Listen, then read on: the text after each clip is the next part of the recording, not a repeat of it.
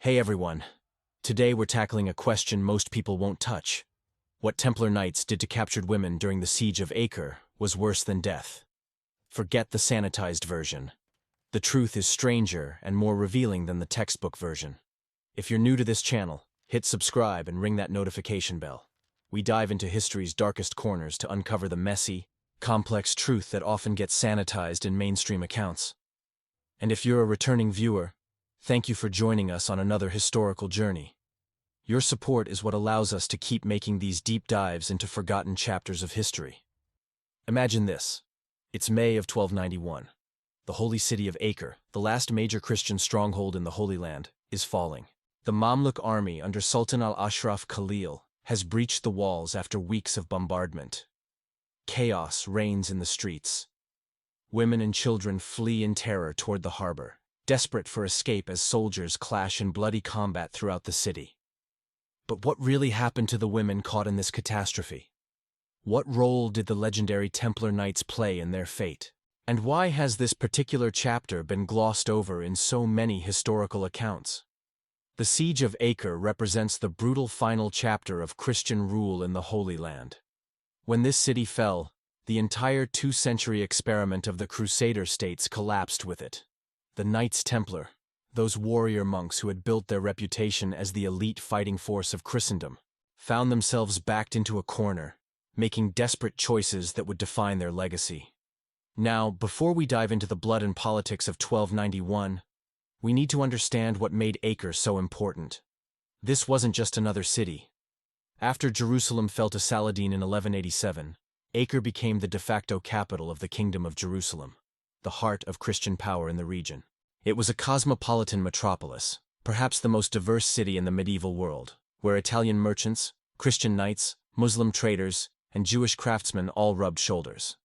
The city was also the headquarters for all three major military orders: the Knights Templar, the Knights Hospitaller, and the Teutonic Knights. These weren't just random soldiers. They were the special forces of the medieval world, warrior monks who took vows of poverty, chastity, and obedience, then spent their lives fighting in the name of Christ. The Templars, in particular, had grown from humble beginnings as road guardians to become an international powerhouse with wealth that rivaled kingdoms. By 1291, the Christian position in the Holy Land was precarious at best. The Mamluk Sultanate of Egypt had been methodically conquering Crusader castles and cities for decades. The fall of Tripoli in 1289 left Acre as the last major Christian-controlled port in the Levant. Everyone knew an attack was coming. It wasn't a matter of if, but when. The match that lit the powder keg. A riot in Acre where newly arrived Italian soldiers attacked and killed Muslim merchants in the city's marketplace. Sultan Qalawun demanded the Christians hand over those responsible. The Crusaders refused. The truce was broken and preparations for war began. When Qalawun died in December 1290, his son al-Ashraf Khalil took up the mantle and announced his intention to drive the Christians into the sea once and for all. The stage was set for one of the bloodiest sieges in crusading history, and for a series of decisions that would leave the Templar Knights with a legacy far more complicated than their romantic portrayal in modern pop culture. Let's set the scene properly. By April 1291, Sultan Khalil had assembled what contemporary sources call the largest army that Islam had ever assembled during 200 years of Crusader warfare. We're talking about 60,000 mounted soldiers and potentially 100,000 infantry, numbers that seem almost unbelievable today, but reflect the massive resources the Mamluks could draw upon from Egypt and Syria. Against this tsunami of military might, the defenders of Acre could muster perhaps 1 Sawar Zemran knights and 14 Sawar Zemra's infantry. The Knights Templar, Hospitaller, and Teutonic Knights positioned themselves along the most vulnerable northern section of the walls. These weren't ordinary soldiers. They were men who had trained their entire adult lives for battle, and had taken religious vows that made them unafraid of death. Dying in combat against Muslims was, in their worldview, a ticket straight to heaven. When the Mamluk army arrived on April 6th, the contrast between the two forces couldn't have been more stark. The Mamluks brought with them massive siege engines, including one so enormous it required 100 carts and countless oxen to transport from the mountains of Lebanon. They named their largest catapults Victorious and Furious, while smaller, more accurate machines called black oxen pounded the walls with terrifying precision. Meanwhile, inside the city, preparations for the worst were already underway. Many civilians, those who could afford passage, had been evacuated to Cyprus in March. The Genoese, always pragmatic, made a separate peace deal with the Sultan and departed with their ships. The remaining population watched as the massive army set up camp, stretching from one coast to the other, effectively cutting off any land escape. For the first week, there was little direct fighting, just the methodical setup of the Mamluk siege equipment. But by the 9th day, the bombardment began in earnest. Day and night, massive stones crashed against Acre's walls and towers. The defenders responded with their own catapults, some even mounted on ships, but they were hopelessly outmatched. The Templar Knights, led by their Grand Master Guillaume de Beaujeu, weren't content to simply wait behind walls. On the night of April 14th, de Beaujeu personally led a sortie against the Mamluk camp. The knights rode out under moonlight and initially caught the enemy by surprise.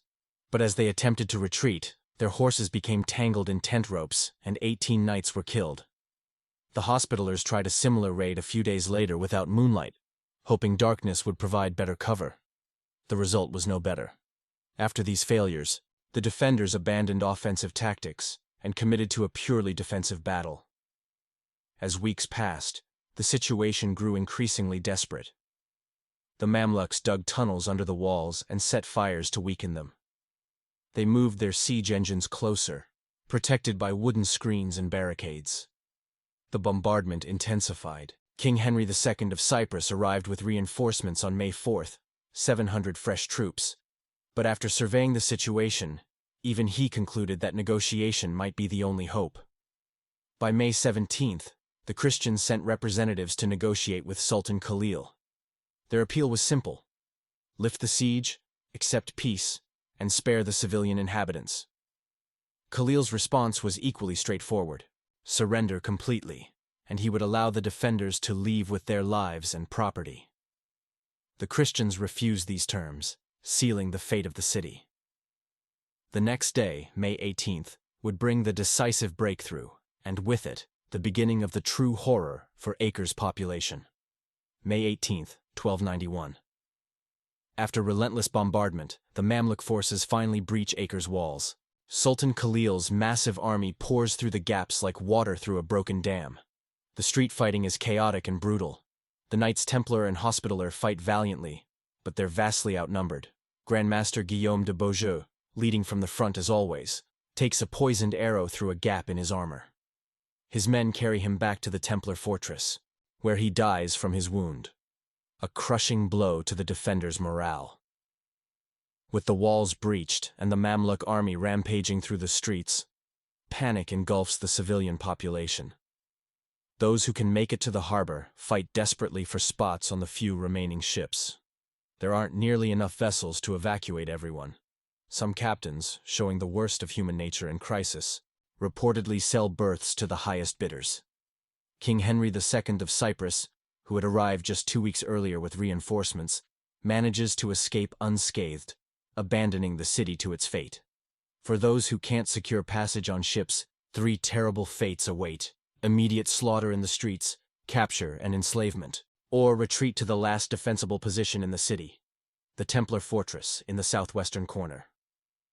This fortress was the most heavily fortified structure in Acre, a massive complex overlooking the harbor with walls thick enough to withstand bombardment and towers designed to repel even the most determined attackers. As the Mamluk forces overtake the city, thousands of civilians, primarily women and children, flood into the Templar compound seeking protection. Now, here's where we need to separate myth from reality. Modern pop culture often portrays the Templars as either flawless heroes or corrupt villains. The truth, as always, is more complex. These men had taken religious vows of poverty, chastity, and obedience. They believed, with absolute conviction, that dying while fighting Muslims would guarantee them immediate entry to paradise. They were, in effect, medieval suicide commandos with a religious motivation, not the type to surrender easily.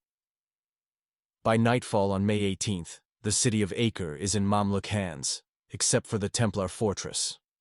Inside are the remaining Templar knights, Some Hospitallers and Teutonic knights who had retreated there, and thousands of civilians, mostly women and children, who had nowhere else to go. What happens next is critical to understanding our title. The Templar fortress holds out for 10 more days, an incredible feat considering the overwhelming forces arrayed against it.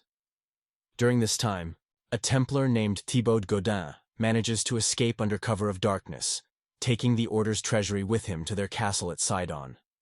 This action, while pragmatic from the perspective of preserving the Order's resources, effectively abandoned those still trapped in the fortress. By May 20th, the situation inside the fortress has become desperate. The commander, Peter de Severy, opens negotiations with Sultan Khalil. After discussions, Khalil agrees to grant amnesty to the women and children inside the fortress. The gates are opened, and 400 Mamluk horsemen enter the compound to oversee the evacuation. What happened next would seal the fate of everyone inside the fortress, and create a chain of events that truly was worse than death for many of the women caught in this nightmare. The moment those 400 Mamluk horsemen entered the Templar fortress, the fragile truce collapsed into chaos. Instead of overseeing an orderly evacuation, the soldiers immediately began assaulting the women and looting the compound. Some sources describe them manhandling the women. Others are more explicit about sexual assault beginning immediately. The Templar Knights, witnessing this violation of the agreed-upon terms, react with explosive fury. In what contemporary chronicles describe as a fit of rage, they slam the massive gates shut, trapping the 400 Mamluk horsemen inside the fortress with them. What follows is a bloody melee within the compound walls as the Templars attack and kill many of the trapped Muslim soldiers. It's crucial to understand the psychology at work here. The Templars weren't just acting out of chivalric duty to protect women, though that was certainly part of it. These were men who had dedicated their lives to fighting Muslims, who viewed their enemies through the lens of religious warfare. The sight of Muslim soldiers assaulting Christian women would have triggered not just moral outrage, but religious fury. A righteous anger they believed was sanctioned by God himself. After the slaughter inside the walls, the Templars throw the bodies of the dead Mamluk soldiers over the fortress walls, a clear message to Sultan Khalil and his army. It's a provocative act of defiance, one that effectively eliminates any possibility of further negotiation or mercy. Peter de Severy, the Templar commander, apparently still believes some diplomatic solution might be possible. In an astonishing display of either naivety or desperate hope, he agrees to leave the fortress under a flag of truce to meet with Sultan Khalil in his royal tent to discuss the incident. This decision proves catastrophic. The moment de Severy and his small delegation of Templars reach Khalil's camp, the Sultan, enraged by both the Templars' long resistance and the killing of his men inside the fortress, orders them all beheaded on the spot. Their fellow knights, watching from the fortress walls, witness this brutal execution of their leadership. With diplomacy now completely off the table, Sultan Khalil orders his engineers to undermine the fortress walls. The sappers dig tunnels beneath the foundation and set fires to weaken the structure. The remaining Templars and civilians retreat deeper into the compound, abandoning the outer walls as they become indefensible. For the women trapped inside, the situation deteriorates from bad to worse. Food and water supplies dwindle. The fortress is overcrowded with refugees. The constant bombardment and psychological stress of impending doom create conditions of extreme suffering.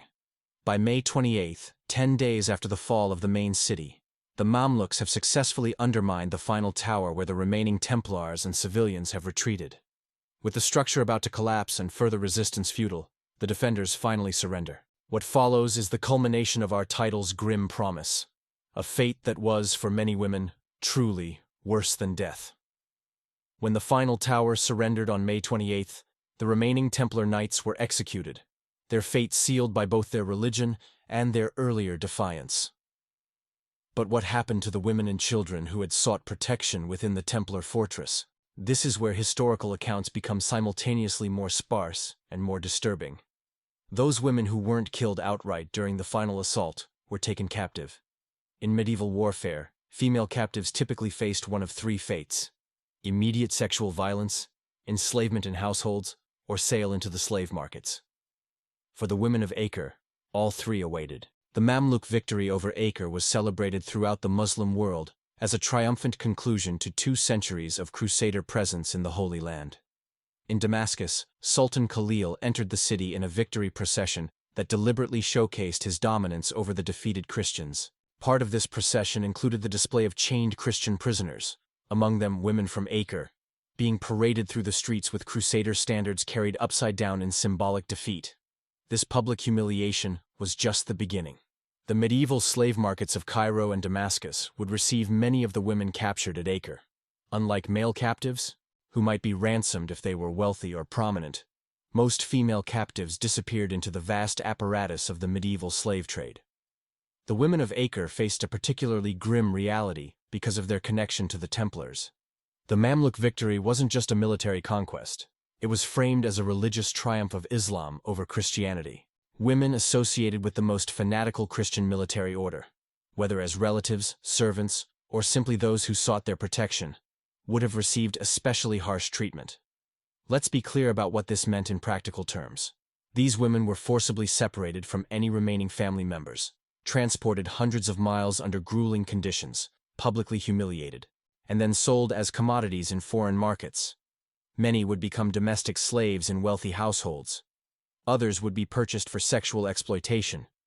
Some would be converted to Islam, either forcibly or as a desperate means of improving their conditions. And here's the truly insidious part. For medieval Christian women, sexual violation carried not just physical and psychological trauma, but profound religious implications. In the theology of the time, female virtue was intrinsically tied to chastity. Being subjected to sexual violence not only violated their bodies, but potentially endangered their souls in the religious framework they understood. This is a crucial context for understanding why contemporary Christian sources sometimes described such a fate as worse than death. It reflected the religious beliefs of the era regarding female purity and salvation. The aftermath extended beyond individual suffering. For many of these women, their very identities were erased. They disappeared from historical records, their names forgotten, their subsequent lives unrecorded. This erasure, this complete loss of self-determination, religious practice, connection to homeland and family, and even basic recognition as individuals rather than property, represents one of the most profound forms of dehumanization possible. And this brings us to the central irony of our story. The Knights Templar, who had built their reputation as protectors of Christian pilgrims and defenders of the faith, ultimately failed in their most basic duty to protect those who sought their shelter. This wasn't primarily through cowardice or betrayal. Most Templars fought to the death, but through the inevitable consequences of their religious extremism and military pride. Before we continue with the next chapter of this dark story, I want to thank everyone who's made it this far. If you're finding value in this historical deep dive, please hit that like button. It really helps the channel grow. And if you haven't already, consider subscribing for more unfiltered history that explores the complex moral dilemmas of our past. Your support allows us to keep bringing these forgotten stories to light. Now, let's continue our examination of the Templar Knights' relationship with the women of Acre, one of history's most tragic case studies in good intentions leading to catastrophic outcomes. Let's examine exactly how the Templars' actions, while often motivated by genuine principles of protection, ultimately created the conditions for unprecedented suffering. First, we need to acknowledge what the Templars did right. When the main city fell on May 18th, they opened their fortress to thousands of civilians seeking refuge. They fought ferociously to defend this last bastion, sacrificing their lives in the process. When Mamluk soldiers violated the truce and began assaulting women inside the compound, the Templars responded with immediate and decisive violence against the perpetrators. These actions aligned perfectly with their vows as warrior monks dedicated to protecting Christians. But the critical failure came in what happened next. After killing the 400 Mamluk horsemen inside their fortress, the Templars escalated the situation beyond any possibility of resolution. Throwing the bodies over the walls was an act of religious defiance that, while emotionally satisfying in the moment, sealed the fate of every person inside the fortress. The Templars essentially chose a path that guaranteed maximum resistance, and consequently, maximum retaliation. They absolutely knew, that surrender might spare the lives of the women and children under their protection, even if it meant enslavement. Instead, they chose continued resistance that would ultimately fail. followed by the worst possible reprisals. This raises profound questions about the ethics of protection in warfare. Is it better to surrender and accept enslavement when defeat is inevitable, or to resist to the last, knowing that such resistance will provoke greater brutality when the end finally comes? The Templars chose the latter, perhaps believing that a glorious last stand was preferable to capitulation. But did they have the right to make this choice for the thousands of civilians under their protection?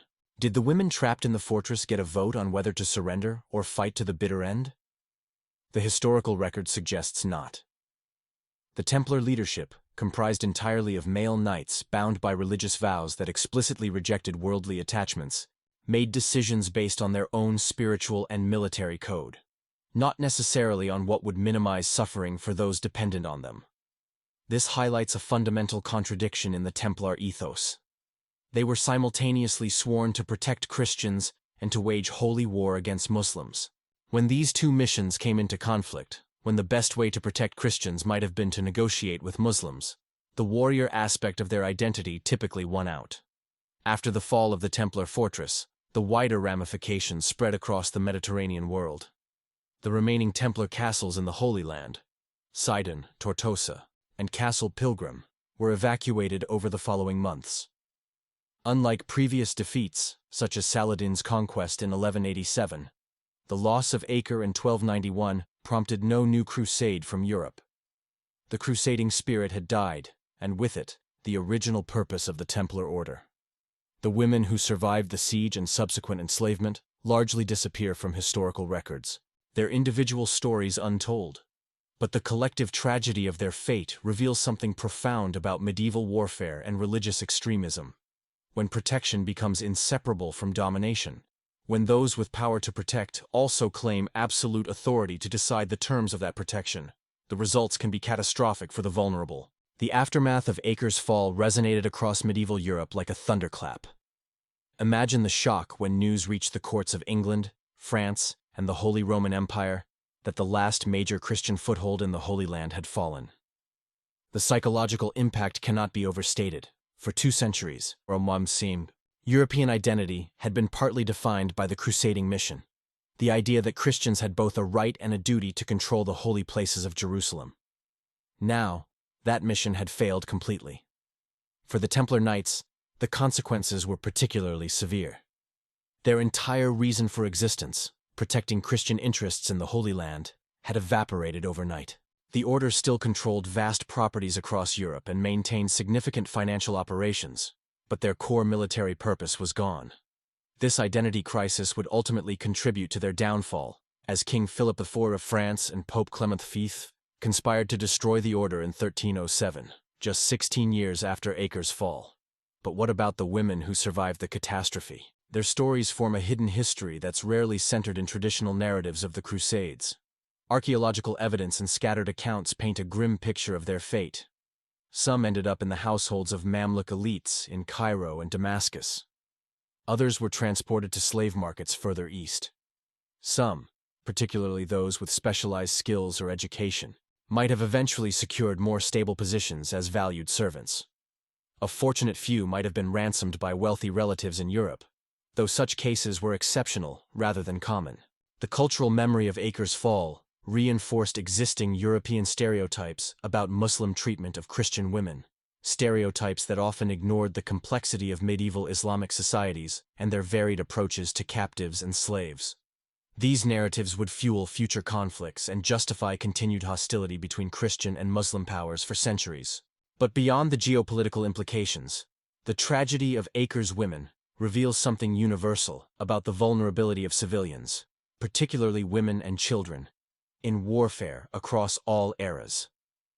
When military and religious priorities override humanitarian concerns, when the glory of martyrdom outweighs practical considerations of survival, when negotiation is seen as weakness rather than wisdom, civilians invariably suffer the greatest consequences.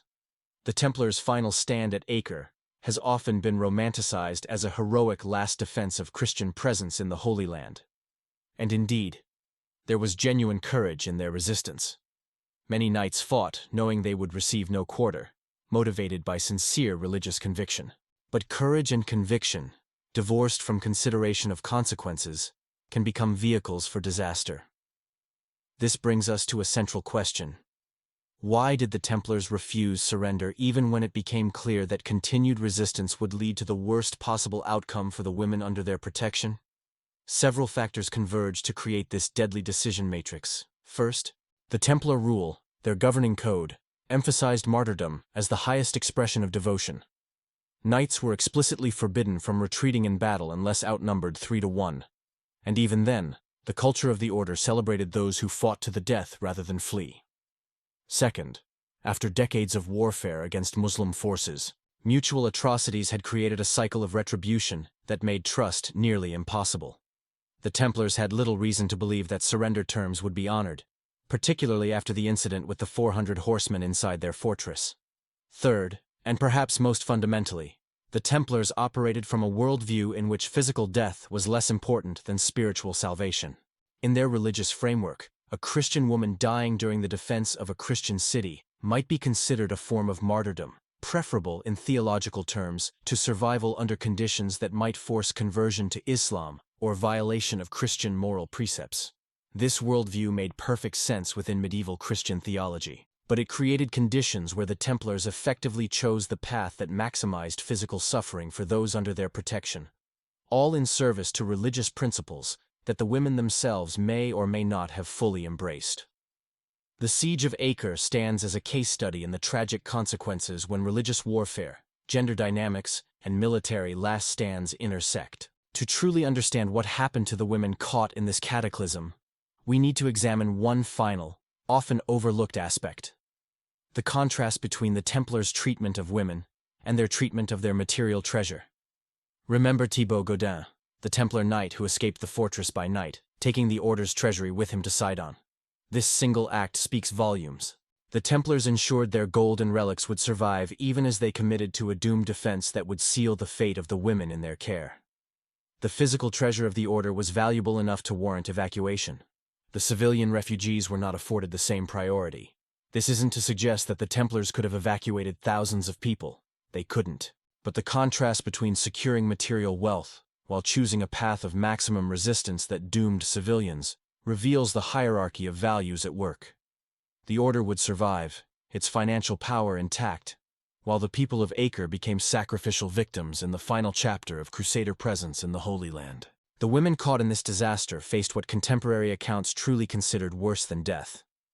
Not because of any failure of personal courage, but because medieval Christian theology placed female honor and spiritual purity in a framework where certain violations were considered spiritually damning. The fate of enslavement in Muslim households meant not just physical and sexual exploitation, but forced conversion, separation from Christian practice, and what contemporary believers would have seen as spiritual peril. For many medieval Christians, the body was temporary, but the soul eternal. Physical death, while feared, was less terrifying than actions that might endanger salvation. This theological framework helps explain why contemporaries might genuinely have considered the fate of Acre's women worse than death. Not as hyperbole, but as a reflection of sincere religious beliefs about what constituted the ultimate harm. The Mamluk victory celebration in Damascus, where Sultan Khalil paraded chained female captives through the streets, represented more than just military triumph. It was a deliberate humiliation designed to demonstrate the complete reversal of the Crusader project.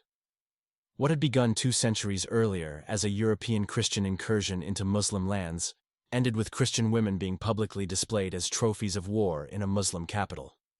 In the broader sweep of history, the fall of Acre represents a pivotal moment when the medieval crusading era effectively ended. European powers would continue to talk about crusades for centuries, but never again would they mount a serious effort to reclaim the Holy Land. The dream of Jerusalem had died, and with it, the original purpose of orders like the Templars. For the women who survived enslavement after Acre, life would never return to anything resembling normalcy. Scattered across the Mamluk Empire, most would live and die in foreign lands, their individual stories lost to history. A few personal accounts from other periods give us glimpses of what such captivity entailed. Isolation, cultural disorientation, loss of autonomy, and the constant struggle to maintain some sense of identity under conditions designed to erase it. What makes this tragedy particularly bitter is that it occurred under the watch of an order specifically dedicated to protection. The Knights Templar, for all their martial prowess and religious devotion, ultimately failed in the most fundamental aspect of their mission. In choosing resistance without hope of victory, in prioritizing religious defiance over practical survival, they condemned those under their protection to fates that contemporary Christians considered worse than honorable death in battle. The aftermath of Acre's fall extends far beyond 1291, casting a long shadow over both European and Middle Eastern history. To wrap up our exploration, let's examine the ripple effects of this catastrophe and what it reveals about the intersection of religion, warfare, and gender in medieval society. First, there's the immediate response in Europe. Pope Nicholas IV called for a new crusade when news of Acre's fall reached Rome, but his appeals fell on deaf ears. European monarchs were too entangled in local conflicts to mount another expensive expedition to the Holy Land. The crusading fever that had periodically gripped Europe for 2 centuries had broken. Jerusalem was now a distant dream rather than a practical military objective. For the Templar Knights, the loss of Acre began a period of existential crisis.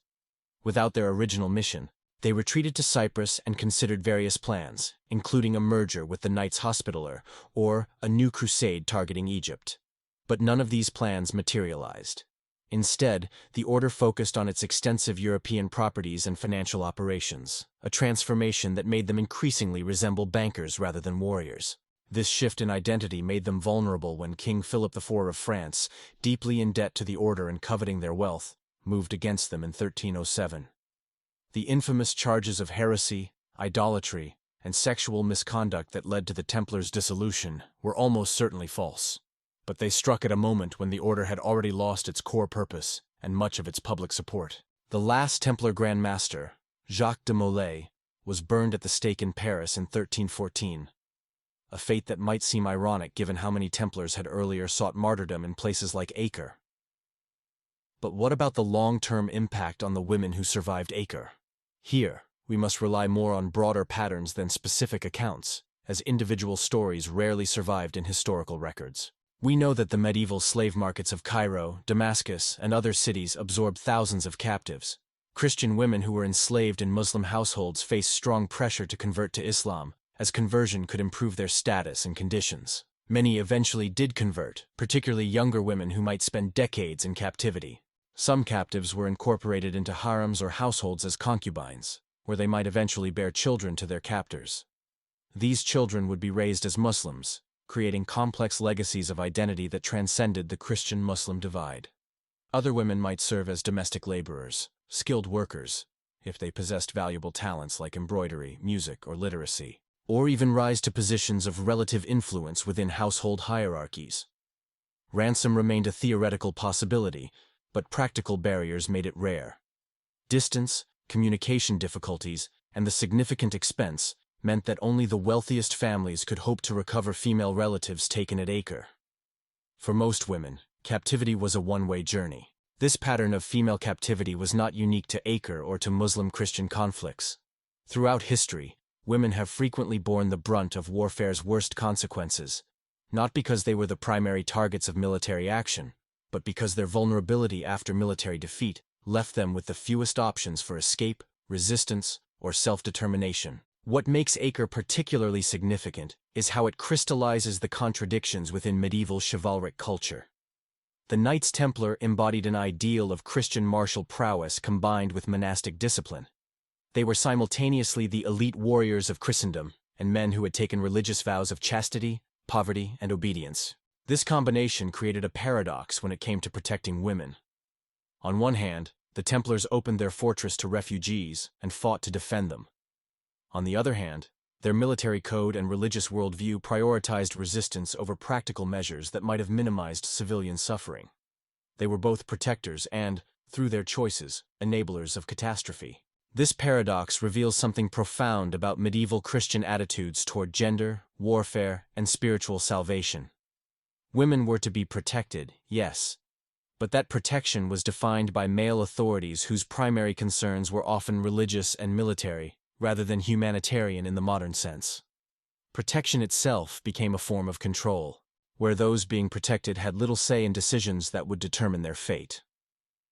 As we reach the conclusion of our examination, we can now fully answer the question posed in our title. What did the Templar Knights do to captured women during the siege of Acre that was worse than death? The answer lies not in any direct action by the Templars themselves, but in the consequences of their decisions. By choosing a path of maximum resistance without hope of victory, by escalating the conflict after the incident with the 400 Mamluk horsemen, by prioritizing religious defiance over pragmatic surrender terms, the Templars effectively condemned the women under their protection to fates that medieval Christian theology considered spiritually devastating. These women faced not just physical and sexual violation, but forced conversion, permanent separation from their faith communities, erasure of identity, and conditions that, according to the religious framework of the time, placed their eternal souls at risk. In a world where spiritual salvation was considered the ultimate priority, this truly was worse than death in the eyes of medieval Christians. But beyond theological considerations, the practical reality was brutal enough.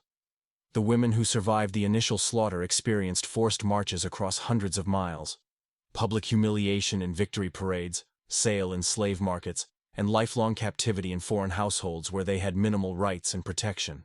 Their children, if they bore any, would be raised in a different faith and culture, creating generational trauma that extended far beyond individual suffering. The Siege of Acre offers no simple moral lessons. The Templars were neither purely heroic defenders nor callous abandoners of those in their care. They operated within a religious and military framework that made perfect sense to them, even as it produced catastrophic outcomes for civilians. Similarly, while the Mamluk forces committed atrocities against Acre's population, they were acting within the accepted warfare practices of their time and culture, where conquest often meant enslavement of the defeated. What this history does provide is a sobering reminder of how religious conviction, when divorced from humanitarian concern, can enable tremendous suffering. The Templars' belief that spiritual salvation outweighed physical safety, that resistance unto martyrdom was more virtuous than compromise for survival, reflected genuine religious devotion. Yet it created conditions where those with the least power, the women and children who had sought their protection, suffered the most severe consequences. In modern terms, we might call this a failure to consider the human cost of ideological purity. The Templars' rigid adherence to their military and religious code ultimately proved incompatible with effective protection of vulnerable civilians. Their fortress became not a sanctuary, but a trap, a place where seeking safety led to outcomes that contemporary Christians considered worse than death itself. As we reflect on this history, we should remember that the Crusades represent a complex chapter in relations between Christian and Muslim worlds, one filled with atrocities on both sides, but also instances of coexistence, exchange, and even cooperation. The Siege of Acre was not inevitable, but the result of specific decisions, escalations, and failures of imagination by leaders on all sides. For the women caught in this catastrophe, history has largely erased their individual stories. But by examining the structural conditions that determined their fate, we can restore some measure of recognition to their suffering. They were not merely passive victims but human beings with agency and dignity who found themselves trapped in a military and religious conflict that offered them no good options. The ultimate tragedy of Acre is that those sworn to protect, the warrior monks who had built their identity around defending Christians, became, through their own choices and worldview, complicit in creating conditions for unprecedented suffering. Their failure was not one of courage or conviction, but of imagination, an inability to see beyond their own religious framework, to consider the human cost of their decisions.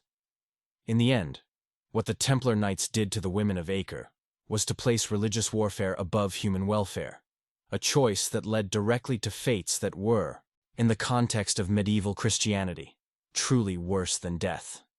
The fall of Acre marked not just the end of the Crusader states, but the collapse of a particular vision of Christian military engagement with the Islamic world. The Templar Knights, who had begun as humble protectors of pilgrims 2 centuries earlier, ended their Holy Land mission amid catastrophe, their fortress in ruins, their charges enslaved or slaughtered, their purpose increasingly questionable. The order would limp along for another 16 years before King Philip IV's orchestrated destruction. but they never recovered their original sense of mission. Cyprus became their new headquarters, but plans for recapturing the Holy Land remained fantasies rather than operational objectives. In many ways, the Templars after Acre were already ghosts, remnants of a crusading era that had effectively ended, still going through the motions of an identity that no longer matched reality. What happened at Acre reveals a fundamental truth about protection in conflict zones.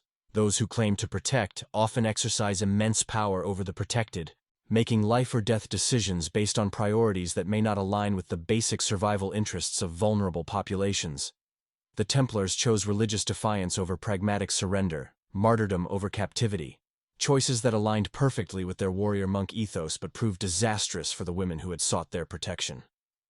This dynamic isn't unique to medieval warfare. Throughout history, military forces have claimed protection as justification for control, often making decisions that prioritize strategic, political, or ideological concerns over civilian welfare. The Templars' choices at Acre represent an extreme version of this pattern, where religious ideology completely overrode practical concerns for human survival. What makes this story particularly poignant is that the Templars weren't cynically abandoning their charges. By all accounts, they fought bravely, sacrificing their lives in defense of their fortress. Most died rather than surrender. According to their own religious framework, they were doing the right thing, defending Christianity to the last, securing martyrdom for themselves, and at least attempting to protect Christian women from falling into Muslim hands. The tragedy lies in how this genuine religious conviction, combined with military pride and a culture of martyrdom, created conditions where the worst possible outcome for civilians became inevitable. The Templars' inability to imagine surrender as a moral option, even when victory was impossible and civilians were at risk, reflects both the strengths and fatal weaknesses of their warrior-monk identity. For the women who survived the initial slaughter, only to face enslavement, forced conversion, and permanent exile, the consequences extended far beyond their individual suffering. Many would bear children in captivity, creating lineages with complex religious and cultural identities. These children, raised as Muslims but with Christian mothers, embodied the entangled histories of medieval Mediterranean societies, where conflict and conquest continually blurred the supposedly clear boundaries between religious communities. Some historians have suggested that the capture of Christian women during events like the Fall of Acre actually contributed to cross-cultural exchange, as these women brought European skills, knowledge, and cultural practices into Muslim households. This perspective, while valid as a historical observation, shouldn't obscure the fundamental trauma of forced displacement and the violence that initiated these exchanges. The legacy of Acre's fall extends into modern perceptions of both the Templars and the crusading era more broadly. Popular culture has transformed the Templars into either romantic heroes or sinister conspirators, obscuring the complex reality of men who were simultaneously devoted monks, brutal warriors, international bankers, and political players. Their failure at Acre reveals neither pure heroism nor pure villainy, but the tragic consequences of religious warfare carried to its logical extreme. For the women of Acre, history has largely relegated them to footnotes, nameless victims whose suffering is acknowledged but rarely centered. Yet their fate reveals crucial truths about gender, religion, and warfare that remain relevant today. When protection becomes inseparable from control, when ideological purity trumps human welfare, when women's bodies become battlegrounds for competing religious claims, the results are invariably catastrophic for those with the least power. In the end, what the Templar Knights did to the women of Acre wasn't a deliberate betrayal, but something perhaps more disturbing, a sacrifice deemed acceptable within a religious worldview that placed spiritual considerations above physical survival. Their choice to fight to the bitter end, rather than negotiate terms that might have spared civilians, reflected genuine conviction, but it also revealed the dangerous consequences when protection becomes subordinated to religious warfare. And that, ultimately, was worse than death, not just for the women who endured it, but for the very concept of protection that the Templars had originally been founded to provide. We've covered a lot of ground in our examination of the Templar Knights at Acre and the fate of the women caught in this historical catastrophe. Before we conclude, let's pull together the threads of this complex narrative and consider its broader significance. The events at Acre in 1291 represent a perfect storm of factors that created conditions for unprecedented suffering. A military order bound by religious extremism facing inevitable defeat, a civilian population with nowhere to flee, a victorious army operating under warfare norms that permitted enslavement of the defeated, and a theological framework that considered certain fates spiritually worse than physical death. Throughout our exploration, we've seen how the Templars' decisions, while often courageous by military standards, created cascading consequences for the women under their protection. Their refusal to consider surrender even when defeat was inevitable, their escalation after the incident with the 400 horsemen, their prioritization of religious defiance over civilian welfare, all contributed to outcomes that medieval Christians considered truly worse than death. But we've also tried to avoid simplistic moral judgments. The Templars weren't cartoon villains twirling their mustaches while abandoning helpless damsels. They were men operating within a specific religious and military framework that made their choices comprehensible, even as those choices proved catastrophic for civilians. Similarly, while the Mamluk forces committed what we would now recognize as war crimes against Acre's population, they were acting within the accepted warfare practices of their era. Sultan Khalil's victory procession featuring chained Christian captives would have been seen as a normal demonstration of triumph, not an exceptional atrocity. The enslavement of conquered populations was standard practice across most medieval societies, including Christian kingdoms when they held the upper hand. What makes Acre particularly significant is how it crystallizes larger patterns about protection, gender, and religious warfare. The Templars' failure wasn't primarily military. They were hopelessly outnumbered from the start, but conceptual. Their inability to imagine alternatives to martyrdom, their rigid adherence to a warrior-monk ethos that prioritized religious defiance over pragmatic measures to minimize suffering, their assumption that they had the right to make life-or-death decisions for the women who had sought their protection.